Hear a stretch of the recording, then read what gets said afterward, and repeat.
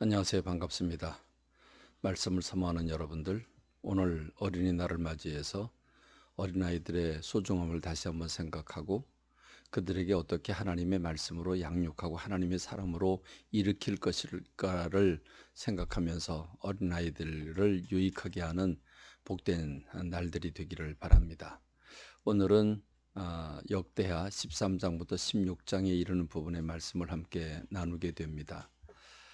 먼저 지난주 말씀 가운데 성령이 너희에게 임하시면 너희가 권능을 받고 예루살렘과 온 유대와 사마리아와 땅끝까지 이르러 내 증인이 될 것이라고 하는 주님의 말씀. 너희가 성령 받기 전에는 예루살렘을 떠나지 말고 오직 그 하나님께서 약속하신 것을 기다리라고 하시는 주님의 말씀을 우리가 말씀을 들었죠. 목요일에 우리가 함께 나눌 말씀은 내 증인이 되리라. 우리가 부활의 증인이 되어 있는가, 복음을 전하는 사람인가를 깊이 생각하는 여러분들이 되기를 바랍니다.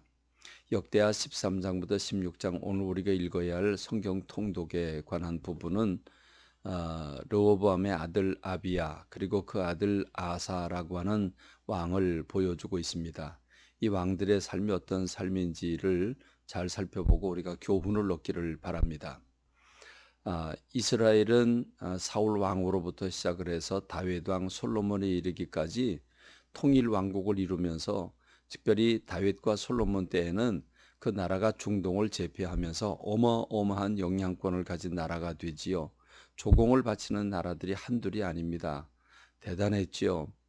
그리고 그러나 솔로몬이 후기에 우상 숭배를 함으로써 하나님의 진노를 사 르호보암 때 그 아들 왕 때에 나라를 두 쪽으로 나누시겠다고 한 하나님의 결심, 그리고 르호보암이 악정을 선택함으로써 나라가 두 쪽으로 나뉘어졌죠. 그래서 남방 유다와 북방 이스라엘로 나누어지게 됐는데, 남방 유다는 르호보암의 아들 아비야가 뒤를 이어서 왕이 되었고, 북쪽에는 여로보암이 반란을 일으키고 북쪽으로가 열 지파를 데리고 사마리아를 수도로 하고 북이스라엘을 이끌어가고 있는 왕입니다.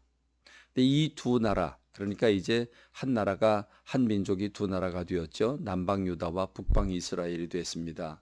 우리나라처럼 이렇게 둘로 나뉘어졌는데 이 둘이 으르렁거립니다.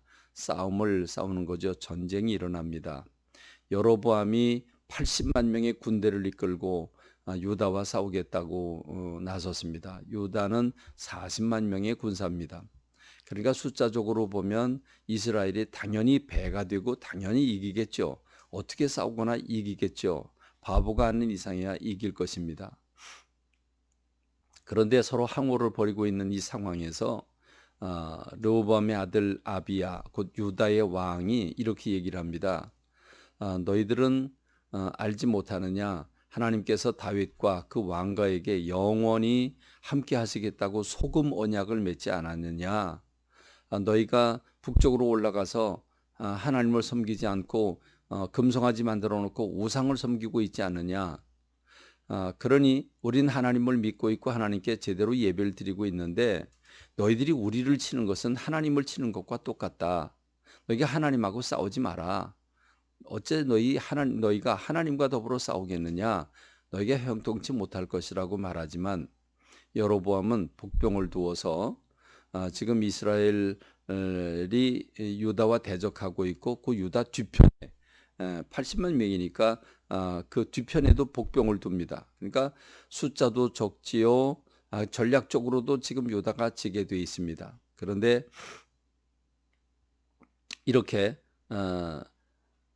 하나님과 더불어 싸우지 말라고, 우리는 하나님을 믿고 있다고, 우리는 하나님을 의지하고 있다고 선포를 하지요. 그리고 이제 전쟁이 시작되는데 복병들이 일어납니다. 그러자 유다 백성들이 부르짖고, 그리고 제사장들이 나팔을 부니까 하나님께서 친히 싸우셔서 이 이스라엘의 군대 50만 명이 죽고 도망을 갑니다. 근데 이 전쟁의 결과에 대해서 역대하 13장 18절은 이렇게 기록하고 있죠. 그때 이스라엘 자손들이 항복하고 유다 자손이 이겼으니 이는 그 이긴 까닭은 그들이 그들의 조상들의 하나님 여호와를 의지하였기 때문이라 이렇게 성경은 보고하고 있습니다. 그렇습니다. 오늘도 동일합니다. 하나님을 의지하고 하나님 중심으로 살아가는 사람들에게는 하나님이 붙드시고 인도하시는 줄로 믿습니다. 하나님을 의지한 저와 여러분 되기를 바랍니다. 여기에 우리가 또 한 사람을 우리가 발견하게 되는데 이제 아비야가 죽고 그 아들 아사라고 하는 사람이 유다의 왕이 됩니다. 그리고 여로보암은 다시 강성하지 못하고 하나님이 치심으로 죽었다라고 보고하고 있죠.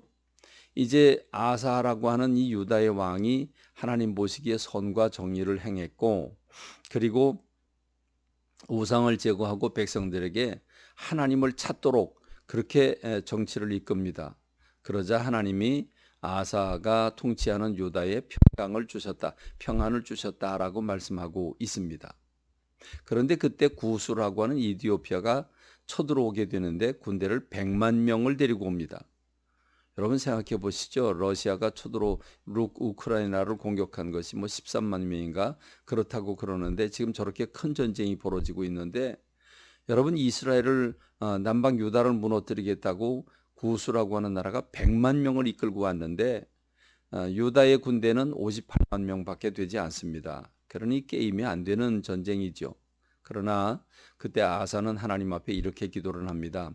여호와여, 힘이 강한 자와 약한 자 사이에는 주밖에 도와줄 리가 없습니다. 우리 하나님 여호와여, 우리를 도우소서. 우리가 주를 의지하오며 주의 이름을 의탁하옵고 이 많은 무리를 치러왔습니다. 여호와여, 주는 우리 하나님이시오니 원하건대 사람이 주를 이기지 못하게 하옵소서라고 하는 명문의 기도를 올려드리게 됩니다. 하나님이 그 기도를 들으시고 구수 군대를 치시는데 한 사람도 살아 돌아가지 못했다라고 말해주고 있습니다. 놀라운 일이죠. 하나님을 의지하는 사람을 하나님이 책임져 주시는 것을 우리가 보게 되는 겁니다. 그렇습니다. 이 아사라고 하는 왕은 마음을 다하고 목숨을 다하여 조상들의 하나님 여호와를 찾기로 백성들을 불러 모아놓고 언약을 맺고 만일 하나님을 찾지 않는 사람이 있다면 그는 죽이는 것이 마땅하다라고 맹세할 만큼 그렇게 철저히 하나님을 섬겼습니다. 그러므로 역대하 15장 15절에 보면 우리가 마음을 다하여 여호와를 찾았으므로 하나님도 그들을 만나주시고 그들의 사방에 평안을 주셨더라라고 말씀하고 있습니다. 그런 그 아사라고 한 왕이 정말 말년에 이스라엘이 또 쳐들어왔는데 하나님께 기도하지 않고 하나님께 의지하지 않고 아람 왕 베나닷을 불러서 도움을 받습니다. 그래서 하나님 앞에 책망을 받게 되지요. 그렇습니다. 그리고 아사 38년에 발에 병이 생겨서 위독하게 되는데 하나님께 구하지 않고 의원을 찾았다라고 말해주고 있고 그것으로 그는 그 병으로 죽게 됩니다. 그렇습니다. 하나님을 의지하고 하나님 사랑받는 저와 여러분이 되기를 간절히 소망합니다. 말씀을 맺겠습니다. 감사합니다.